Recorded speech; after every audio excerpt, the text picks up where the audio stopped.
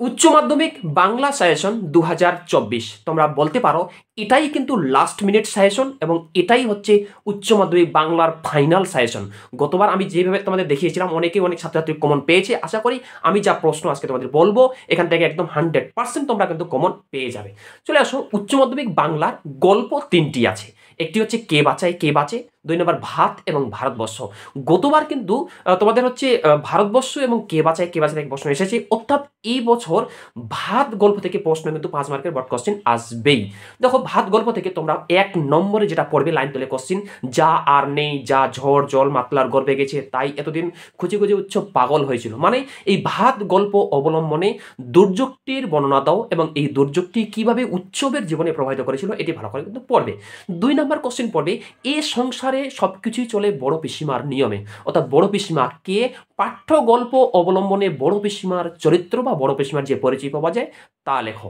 এই দুটি কোশ্চেন তোমরা এখান থেকে কিন্তু ভালোভাবে পড়বে। 3 নম্বর কোশ্চেন পড়বে, আসল বাধাটা আর খচ করা হয়ে উঠল না আর উৎসবের। ঠিক আছে, আসল বাধা বলতে কোন বাধার কথা বলা হয়েছে, তা আর খচ করা হয়ে উঠল না কেন। 4 নম্বর কোশ্চেন পড়বে, ফুটন্ত ভাতের গন্ধ তাকে বড় উতলা করে।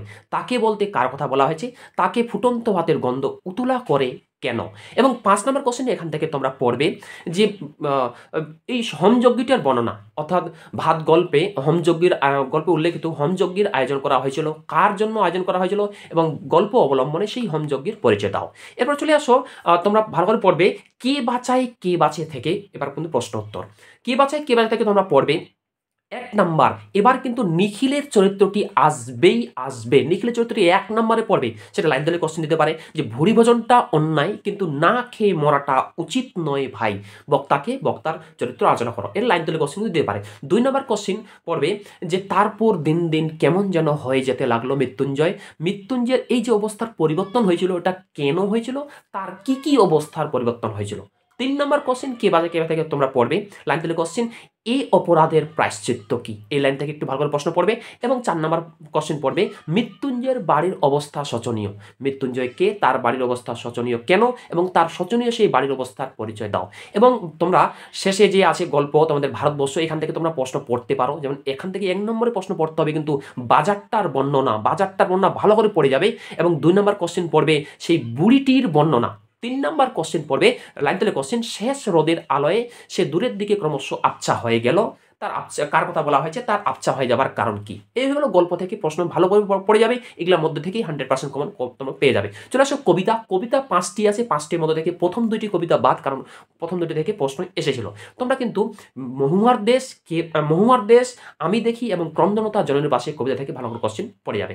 চলে আসো প্রথমে মহুয়ার দেশ থেকে তোমরা প্রথমে প্রশ্ন পড়বে, শহরের অসুখ হাঁ করে কেবল সবুজ খায়। ঠিক আছে, শহরের অসুখ বলতে কবি কি বুঝিয়েছেন, তা কিভাবে খায়, এটা ভালো করে প্রশ্ন তোমরা ভালোভাবে পড়ে নিবে। নেক্সট 2 নম্বর কোশ্চেন পড়বে, ঘুমহীন তাদের চোখে হানা দেয় কিসের ক্লান্ত দুঃস্বপ্ন। এই লাইন থেকে একটি প্রশ্ন ভালো করে পড়বে। এবং 3 নম্বর কোশ্চেন পড়বে, অবসন্ন মানুষের শরীরে দেখি ধুলোর কলঙ্ক। এই 3টা কোশ্চেন এখান থেকে তোমরা ভালোভাবে কিন্তু দেখে যাবে, ভালোভাবে পড়ে যাবে। এবং লাইন এটা দিতে পারে, অনেক দূরে আছে মেঘমদির মহুয়ার দেশ, সেই মহুয়ার দেশের বর্ণনা এটা কিন্তু দিতে পারে। এই মহুয়ার দেশ থেকে এই 4টা কোশ্চেন ভালোভাবে তোমরা পড়ে যাবে। এরপর চলে আসো আমি দেখি কবিতা থেকে একটাই কোশ্চেন আমি তোমাদের দিচ্ছি, এটা ভালো করে পড়বে। ওই সবুজের ভীষণ দরকার। ওই সবুজ বলতে কবি কি বুঝেছেন, তা আর ভীষণ দরকার কেন, এটা পড়বে।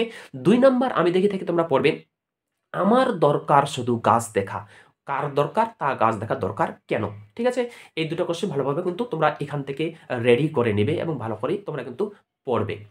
নেক্সট চলে আসো 3 নম্বর কবিতা, যেটা আমি তোমাদের বলছি পড়তে, সেটা হচ্ছে ক্রন্দনতা জননীর পাশে, মৃদুল দাশগুপ্তের লেখা। ক্রন্দনতা জননীর পাশ থেকে 1 নম্বরে কোশ্চেন পড়বে, আমি তা পারি না। কে কি পারেন না তা কবিতা অবলম্বনে লেখো। ঠিক আছে, এই প্রশ্নটা ভালোভাবেই পড়বে কিন্তু এই প্রশ্ন ভেরি ইম্পর্টেন্ট কোশ্চেন। নেক্সট 2 নম্বর কোশ্চেন পড়বে, নিহত ভাইয়ের শবদেহ দেখে নাই যদি হয় ক্রোধ, কেন ভালোবাসা, কেন বা সমাজ, কিসের মূল্যবোধ। এই কোশ্চেনটা ভালোভাবে কিন্তু তোমরা এই 2টা কোশ্চেন এখান থেকে ভালোভাবে পড়ে যাবে। 3 নাম্বার কোশ্চেন কর্ণলতা জননীর পাশে থেকে পড়বে, যে কর্ণলতা জননীর পাশে কবিতায় কবি জননীকে কর্ণলতা বলেছেন কেন, কবি কিভাবে নিজেকে সেই জননীর পাশে ভূমিকায় দাঁড়াতে চেয়েছেন, বা কবি কিভাবে সেই জননীর পাশে দাঁড়াতে চেয়েছেন, এই কোশ্চেনটা ভালোভাবে পড়ে নেবে। বাস গল্প হয়ে গেল, কবিতা হয়ে গেল, এই আমি যা প্রশ্ন বললাম এখান থেকে এই একদম সংক্ষিপ্ত সাজেশন, লাস্ট মিনিট সাজেশন বা একদম ফাইনাল সাজেশন, এগুলো ভালো করে কিন্তু তোমরা রেডি করবে, আমার প্রশ্নগুলো ফলো করবে এবং পরীক্ষার পরে তোমাদের সঙ্গে দেখা হবে। নেক্সট পড়বে, এরপর চলে আসো তোমাদের একটি নাটক আছে, দুইটি নাটক আছে, একটি বিভাব এবং নানা রঙের দিন। দেখো দুইটি নাটক থেকে নামকরণের সার্থকতা এটা কিন্তু এবার থাকছে ভালোভাবে পড়বে। দুইটি নাটক, বিভাব নাটকের নামকরণের সার্থকতা এবং নানা রঙের দিন নাটকের নামকরণের সার্থকতা। 3 নম্বরে নানা রঙের দিন নাটক থেকে পড়বে রজনীকান্তের চরিত্র। রজনীকান্তের চরিত্রটা কিন্তু খুবই ইম্পর্টেন্ট কোশ্চেন, এটা ভালোভাবে তোমরা দেখে যাবে। আমি দুইটি নাটক থেকে বললাম, এরপর চলে আসো দুইটি নাটকের মধ্যে থেকে, যেমন বিভাব নাটক থেকে এটা পড়তে পারো, বুদ্ধিটা কি করে এলো তা বলি, বা এইটা পড়তে পারো, এই পড়ে বুকে ভরসা এলো। বাইস বিভাব নাটক থেকে বললাম এবং নানা রঙের দিন নাটক থেকে বললাম, এই কয়েকটা 3-4টা কোশ্চেন বললাম, ভালোভাবে পড়ে যাবে। এরপর চলে আসো, আমাদের একটি ভারতীয় গল্প আছে যেটার নাম হচ্ছে অলৌকিক, কর্তা সিং দুগ্গালের লেখা। এইখান থেকে 1 নম্বরে প্রশ্ন পড়বে, চোখের জলটা তাদের জন্য, বক্তাকে কাদের জন্য বক্তা চোখের জল উৎসর্গ করেছিলেন, তা এই প্রেক্ষিতে ঘটনাটি উল্লেখ করো, এটা পড়বে। 2 নম্বর কোশ্চেন, ঠিক হলো ট্রেনটি থামানো হবে, কোন ট্রেনের কথা বলা হয়েছে, ঠিক আছে, সেই ট্রেনটি কিভাবে থামানো হয়েছিল তা গল্প লেখো। 3 নম্বর কোশ্চেন অলৌকিক থেকে পড়বে, যে অলৌকিক গল্পে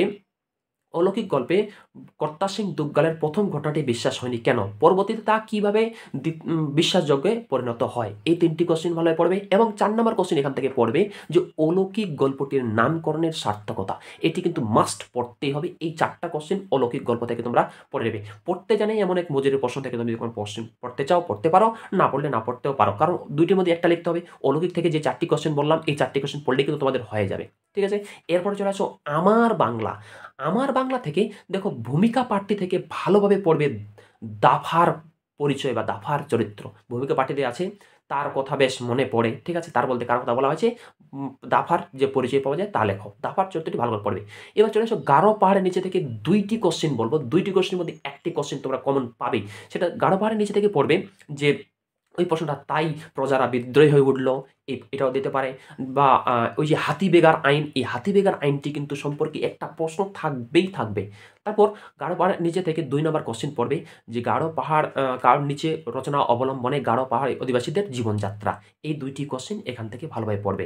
এবার দেখো তোমাদের যে একটি আছে ছাতির বদলে হাতি, ঠিক আছে, এটি কিন্তু তোমরা একটু রিডিং পড়বে, দেখে যাবে, কারণ তোমরা তো সবাই জানো এর আগে গত বছর এখান থেকে প্রশ্ন এসেছিল। আমি বলছি কিন্তু এবছরও এখান থেকে প্রশ্ন দেওয়ার চান্স আছে, ঠিক আছে, সেই জন্য ভালো করে রিডিং পড়বে। তারপরে লাস্ট আর চলে আসো হাত বাড়াও। ওই হাত বাড়াও থেকে প্রশ্ন পড়বে, যে হাত বাড়াও থেকে লাইন দিলে কোশ্চিন একটা আছে না, যে তোমরা হাত বাড়াও তাকে সাহায্য করো, কে কাকে কিভাবে সাহায্য করতে বলেছেন এবং কেন সাহায্য করতে বলেছেন, এটা পড়বে। তারপর এই হাত বাড়াও থেকে 2 নম্বর কোশ্চিন পড়বে, যে সামনাসামনি আসতে স্তম্ভিত হয়ে গেলাম, বা ছুটে পালিয়ে এলাম স্টেশনে, লাইনটার কোশ্চেন আছে, যে এই কে পালিয়ে এলেন, কোথা থেকে পালিয়ে এলেন, কেন পালিয়ে এলেন, ঠিক আছে, এই গল্প অবলম্বনে কবি কি বার্তা দিতে চেয়েছেন, এটা কিন্তু এখান থেকে ভালো করে পড়বে। তাহলে মূল কথা, আমার বাংলা থেকে তোমরা দাফার চরিত্রটাই এবং গাঢ় পাহাড়ের নিচে থেকে 2টি, আর হাত বাড়াও থেকে 2টি কোশ্চেন যে বললাম, এই কয়েকটা কোশ্চেন তোমরা ভালোভাবে দেখে যাবে। এরপর চলে আসো সাহিত্যের ইতিহাস। সাহিত্যের ইতিহাসের প্রথম অধ্যায় বাংলা গানের ধারা, এখান থেকে মাত্র আমি 3টি কোশ্চেন বলছি, এই 3টি কোশ্চেন ভালোভাবে দেখে যাবে। 1 নম্বর পড়বে রজনীকান্ত সেনের অবদান, 2 নম্বর দ্বিজেন্দ্রলাল রায়ের অবদান এবং 3 নম্বর কোশ্চেন পড়বে কাজী নজরুল ইসলামের অবদান, ঠিক আছে। এই কয়েকটা কোশ্চেন ভালোভাবে তোমরা পড়ে যাবে। চলে আসো বাঙালির বিজ্ঞান চর্চা। বিজ্ঞান চর্চা থেকে তোমরা পড়বে ঋত্বিক ঘটক, অবনীন্দ্রনাথ ঠাকুর ভালো করে পড়বে, যামিনী রায় ভালো করে পড়বে এবং পটচিত্র ভালো করে পড়বে। 3য় অধ্যায় বাঙালির চলচ্চিত্রের কথা। চলচ্চিত্র মানে ওইখানে সত্যজিৎ রায়, মৃণাল সেন, এই নোটগুলি আছে, যে এই নোটগুলি কিন্তু ভালোভাবে পড়বে।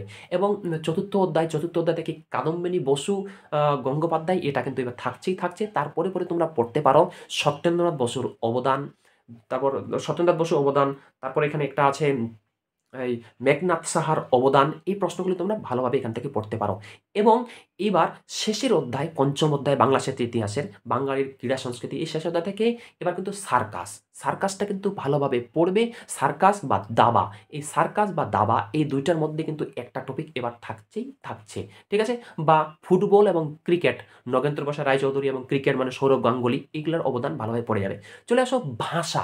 ভাষা থেকে তোমরা কি কি পড়বে তার আগে যদি ভিডিও ভালো লাগে ভিডিওটি লাইক করো, এবং তোমরা যারা চ্যানেল নতুন এরকম অধ্যায়ভিত্তিক প্রশ্ন উত্তর সাজেশন পাওয়ার জন্য আমার চ্যানেলটি সাবস্ক্রাইব করো এবং পাশের বেল আইকনটি প্রেস করে অল বোতামটি ক্লিক করে দাও। চলে আসো ভাষা। ভাষা থেকে তোমরা পড়বে এবার কিন্তু গতবার কিন্তু প্রথম অধ্যায় মানে ভাষাবিজ্ঞান ও তার শাখা প্রশাখা, এই অধ্যায় থেকে কোনো প্রশ্ন উত্তর আসেনি, অর্থাৎ এবছর একটা থাকবেই থাকবে। তাহলে কিন্তু ভাষাবিজ্ঞান থেকে যদি তোমরা মনে করো আমি 3টা কোশ্চেন পড়বো, এই 3টা পড়লেই হয়ে যাবে, একটা তো লিখতে হবে। ভাষাবিজ্ঞান থেকে পড়বে ভাষাবিজ্ঞানের বহুল প্রচলিত শাখা কয়টি ও কি কি, যে কোনো একটির পরিচয় দাও, ঠিক আছে?